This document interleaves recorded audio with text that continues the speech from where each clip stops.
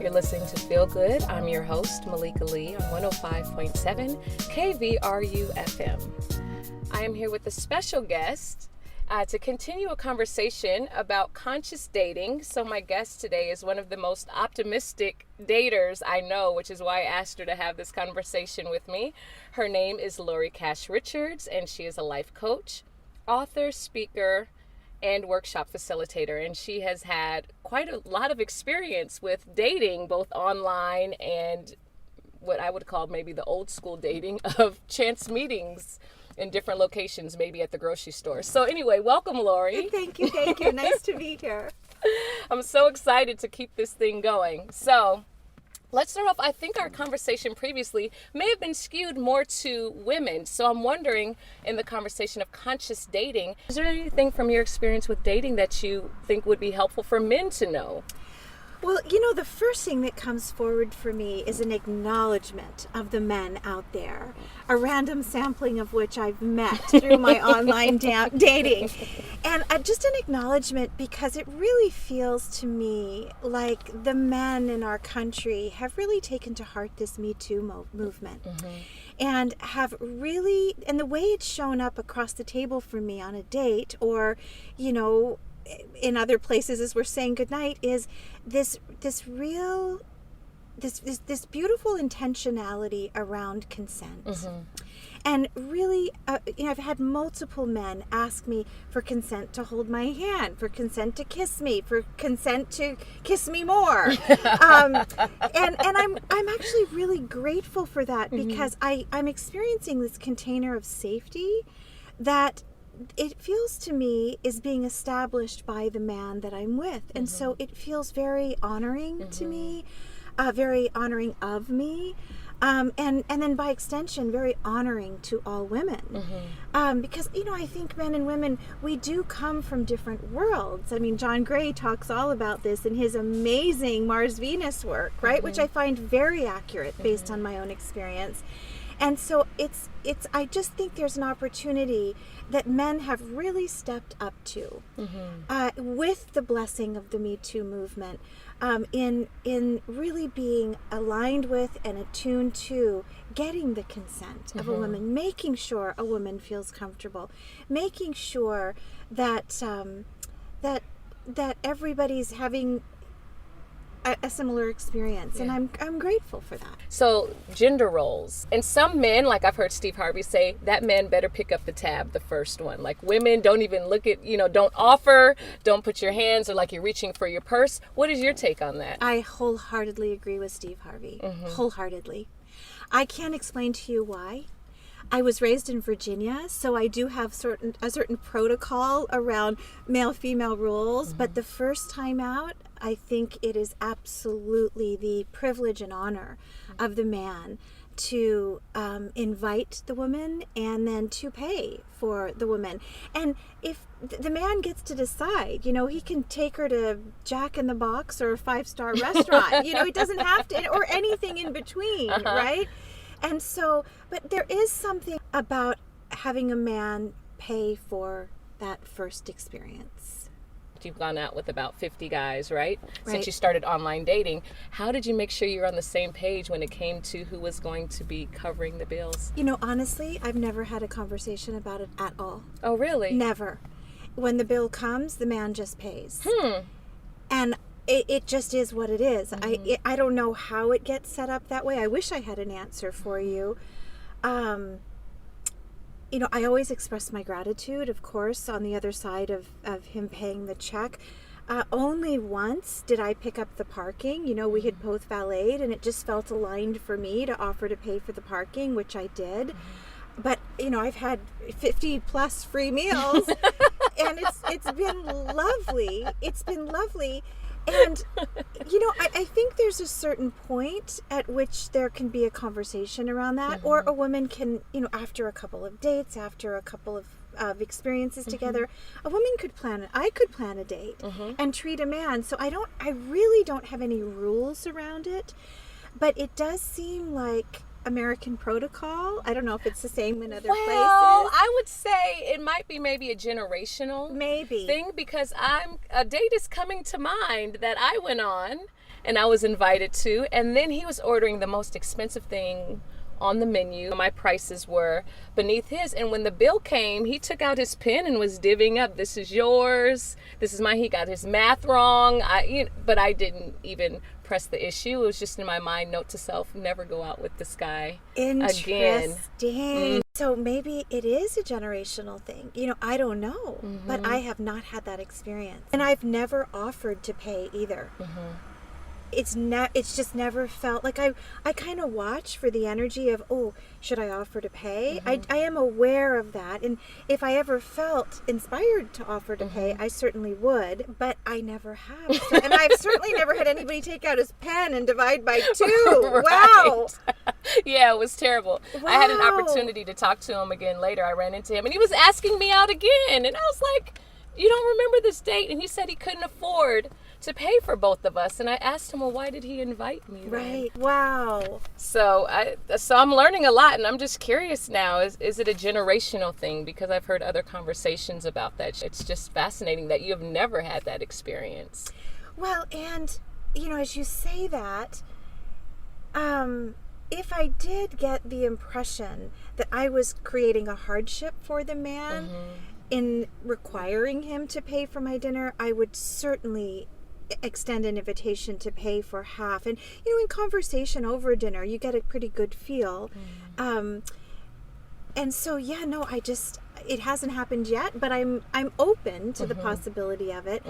Everything I've read and every lecture I've gone to on dating and learning about this whole experience of online dating, pretty standard that the man pay. The man I hear pay you. That first time out. Yeah. I hear you. So would you consider that maybe it could be a red flag potentially? Are you saying if that does not happen? Depending on the circumstances. Okay. Yes, Okay. because your question leads me into like the 4 levels of consciousness that I look for when I'm on a date, and that could be a 5th. Okay. So when I'm on a date, we talked yesterday about the shift from am I a good fit for you to, oh no, wait a minute, what I'm more curious about is, are you a good fit for me? And so when I shifted into are you a good fit for me, I used 4 aspects of consciousness: mental, emotional, spiritual, physical, and then I think we could add financial. I mean, that's a real thing. I mean, if we're going to be combining lives in a partnership, it's a relevant aspect of what is. Absolutely. They say sex and money is the cause of many divorces. There right? you go. Yeah. So, but I assess inwardly how I felt mentally. Did I connect intellectually with him? How I felt emotionally? Did I feel safe? How I felt physically, was there chemistry? How I felt spiritually, was I safe sharing about my spiritual life? Was I safe sharing about my belief system? And then financially too, was I safe? Did we come from similar worlds or vastly different worlds? I think of my marriage. My ex-husband and I came from very, very different worlds in terms of financial abundance. And it was challenging in terms of not so much the day-to-day making and spending of money. We really didn't struggle there because he was a very successful international lawyer. But internally, there was a lot to work out in terms of what normal was, what comfortable was, what comfortable levels of spending were for each of us, because they were very, very different. So it is a very relevant part that we do start gathering information on, I think on both sides, in today's world. A man wants to know where a woman is just as much as a woman wants to know where a man is. Yeah. And so that's interesting, because it's like, at what point do we disclose? Right. And in this rapid society, some people might just put it all out there on the first and the first some date. Have. Yeah. Some absolutely have. And like it's a very interesting conversation to be having very early on. And I think too, as we age, it's relevant. We've created what we've created in our 50s, and And it's just to clarify, our 50s does not include you. I'm thinking me and the man. Okay, that sounds yes, like who's the awkward? Not you. You're a long way from that, but yeah, it is relevant. Mm-hmm. Yeah, and important. Yeah, and 50 is fabulous, by the way. It absolutely is. And Best beyond. decade yet. So let's talk about, there's terms I thought of like ghosting, gaslighting, catfish. So I'm curious, with all the experiences you've had, I'm sure you have a plethora of stories around this. So let's start with catfish. For those that aren't familiar with the TV show where it was a documentary first that coined the term catfish. It's when a person posts a picture and it's not them, and they present themselves in ways that are dishonest and inaccurate. So I'm just wondering, in your dating experience, have you been catfished? Well, it's so interesting because when I hear the term catfish, I think of a woman posing as a man or a man posing as a woman. Okay, yeah, so, that's a form. But it's a scam, no matter how you look at it. And so, yes, I thankfully was victimized, so to speak, the victim of a scam. And man, did I learn, right? It was fascinating to me because it went on for about 3 weeks. And it was almost formulaic the way the scam occurred, because I just mentioned those 4 levels of consciousness, and the 5th, which is financial, which was really the end intention of the scam. But yes, this man, I have the inner awareness that I think it was actually a group of people. I don't think it was just one person acting independently. But I was questioned and drawn in on the mental, on the emotional, on the physical, on the spiritual, and then finally, recognizing the scam that it was on the financial. And I participated for about 3 weeks very fully. I was very trusting. I was very open to possibilities. He said that he lived between Shanghai, LA, and London. He was educated at the finest universities. He had a LinkedIn profile that corroborated everything he said. He sent me a link to the company that he works for, and I Googled all of this. I check it out. When a guy gives me information about himself, interesting, I check it out, and I find LinkedIn to be a very useful tool in the dating process. Although, as we're witnessing to right now, it can be part of a scam as well, which it was. So at the end of the 3 weeks, he said he was coming back to LA to meet me, to start our lives together. Now, I'm not one that in the early stages of speaking puts all of my eggs into one basket. I'm never just speaking to one man at a time. I've learned that, I have what you call an anxious attachment style, and it is better for all of us if I have, if I'm talking to a couple of different possibilities at the same time. So I never put all of my eggs into this one basket, although I think these people running the scam were under the impression that I had. That's an interesting point, if I may just interject briefly. That's what I've heard about dating, because men, they say, have usually date, if we were to stereotype or generalize, date like that. And they say women in the past have been pretty quick to just hone in on one person. So that's very insightful. Well, and I think for both sexes, it's the blessing of online dating, because we are no longer limited to just one person. Right. I think what the blessing of online dating is, it takes, even inside myself, a scarcity mentality around men. Oh, I have to stay with this one because I'm never going to find another one. It completely erases that, because there are a limited an unlimited, a limitless number of possibilities online. Now, not everybody's a good fit, and it does require some discernment. It does require some work to find the good fits. But I feel like it's like this replenishing source of possibilities. Yeah. And so, I mean, I will be very honest. When it was clear to me that this was a scam, it broke my heart a little bit. It did. It broke my heart. But I followed it through to the end because I was curious, like, what happens now? Like, once I recognized it was a scam, because that morning he was supposed to fly from Shanghai to Hong Kong to LA, I started getting these panic texts that he had been served papers by the Chinese government, that he owed $53,000 in taxes. And it never came right out and asked me for the money, but was very clear that if I were to offer, he would willingly and happily accept. And so I just went into a very neutral place of observation and curiosity, and I said, wow, that must be so scary. What's happening now?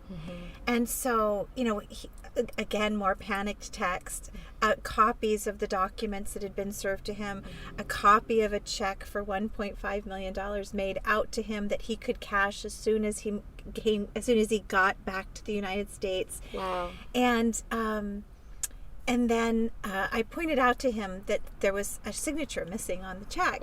And he came back with, oh, well, brilliant excuse, amazing explanation. And then I just said to him, this has been fun, but this is complete. And then I said, I hope you find a better way of making a living other than scamming good women. Wow. And then I just blocked him everywhere. Wow. And that was the end of that. That is quite an experience. Quite an experience. And you didn't... Okay, so if you are just tuning in, you are listening to Feel Good with your host, Malika Lee. Today I'm speaking with my guest, Lori Cash Richards, about conscious dating. And she was just sharing with us an experience where she, pretty much had the experience of being catfished, which is someone misleading and presenting themselves in a way that is dishonest. And in this instance, they were asking indirectly for cash. Wow, that's interesting. And yet you tell the story so sweetly. What was your recovery plan for this? Did you take a moment and you said you were dating other people or exploring other people, but did you ever pause after that to regroup, or how did you bounce back? Yeah, it was a little bit of a shock.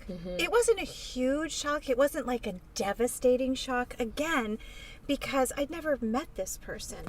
And I think I said in yesterday's segment that for me, until I'm across from you, until I see you face to face, I kind of hold that I don't know anything about you. Because I've had wonderful conversations on the phone, via text, via messaging, via email, only to find out there was really no chemistry. And so, and I'm kind of in a holding pattern. Until we're actually seated across from each other at a table and we can really see what's present in the moment. But yes, to answer your question, it required a bit of a recovery on my part. There was a little bit of sadness. Because there was a fantasy created, right? And, I stuck my toes in the water. I was like, yeah, okay, that sounds good. Yeah, I like that. And so it was a bit of a shock. And of course, the pictures that I was seeing were beautiful pictures. Of course. And, he sent me pictures that were clearly in Shanghai, where he said he was. And so it was very, it was very elegantly orchestrated. I hear that. Yeah. I hear that. So what we plan to get to later, for those that are tuning in, is I'm going to let Lori look at my profile online and get her feedback. We might look at a couple of candidates and just get her take on it. But before we get to that, one thing that I want to talk about is rejection. Or, a form of rejection could be called ghosting. Now, when someone just disappears off the grid and you're left to your own devices to figure out what happened. So I'm wondering, under the guise of conscious dating, how you have handled rejection, either when it was not mutual, that there was not a match, and then one person had another agenda or experience, and conversely, like when somebody maybe didn't think that you were a match for them and you thought that they could be a good fit. Oh, yeah. I think this is where the real vulnerability of online dating comes in, right? Where the real separates the girls from the women, right? There's my best friend who lives in Boston. Years and years ago, she sent me a picture of a billboard that said, "Maturity is the ability to endure uncertainty." And gosh, does that apply to online dating? Maturity is the ability to endure uncertainty. And so very, very early on, I think it was the second guy that I went out with, and, the physical attraction was at a 10. And I really liked him, and I was really curious about him. And it was kind of magical mutual attraction between the two of us. And so I was very excited about it. And I went into kind of an adolescent energy around it, which looking back on, I got like really like a 15-year-old girl would kind of, get into it. Uh-oh. And then like maybe after 2, maybe 3 dates, I get this very lovely text message from him, which I saved because I literally thought, this man just showed me how this is done. But it was a full-on rejection. And it was beautifully sandwiched between compliments on either side. But that center part, like it hit me and it hurt me, right? Because 1, I was brand new. 2, I was really excited. But, ultimately, I look back on it as such a gift because it was such a learning experience for me. And then when I had to be the one to say, I don't think we're a match, I would literally refer to how this man had done it for me or to me, because there was such loveliness in it. There was such gentleness in it, but he was very clear, we're not a match. And I was very clear, this man does not, even no matter how much I think we might be a match, this man does not think so, therefore we are not a match. Right. But it was I wish I still had it so I could just read it, because he talked about, he complimented me in the first part, thanked me, acknowledged me, and then said, while I don't think we're a match, and then wished me well. It was really a lovely way of doing it. And I think, I don't know what's true for men. I can't imagine it's all that different for them, that it is almost as hard to be the one that's doing the rejecting as it is to be the one that's being rejected. I think they're both difficult positions to be in. Yeah. Is it fair to say then that conscious dating does not include ghosting? Well, have you ghosted someone, or do you always? Yes, I absolutely have. I am 100% guilty, and and I've been ghosted. Right. And ghosting is an interesting phenomenon, right? Because I remember reading a man's profile very early on that sort of had a sort of like a protocol in it. And he said, if you're not interested in me and I message you, don't message me back. And I really appreciated the just the protocol for that, because being from Virginia, wanting to be polite, wanting to be thoughtful, mindful, conscious of how I'm showing up online, that kind of let me know that we're not playing with old rules here. This is a new game, and the rules are developing as we go along. And this idea of ghosting, I wish we could call it by another name. It's very uncomfortable when you're in conversation with someone and they disappear. But I look at it more energetically than I do personally, because I think, gosh, it's a good thing, like when it happens to me, because I certainly wouldn't want to be in a relationship with a man who's just going to disappear. Wow, that's true. And so I take it as like a blessing of sorts. And I've done it too. And so when I do it, it's more like the energy has just kind of gone out of it for me. And I can't always pinpoint why. Nobody did anything wrong. It's just like, we're conversing for a while, and then there's kind of nothing more to say to each other.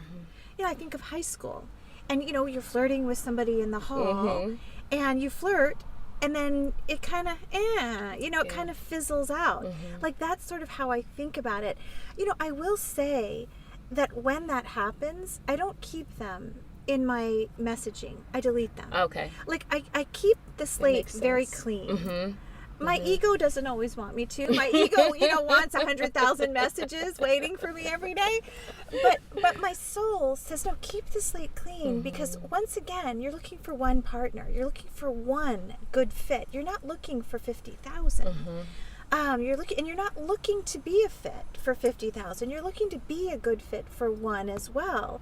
And so it feels like a self-honoring process to just clear the slate. What's coming up is the magic of tidying up and decluttering. Yes, that's gorgeous. And just keeping it clean. Okay, so we just have a couple minutes left, but I said that we would look at my profile and get Lori's input. So let's see if I can pull it up here pretty quickly.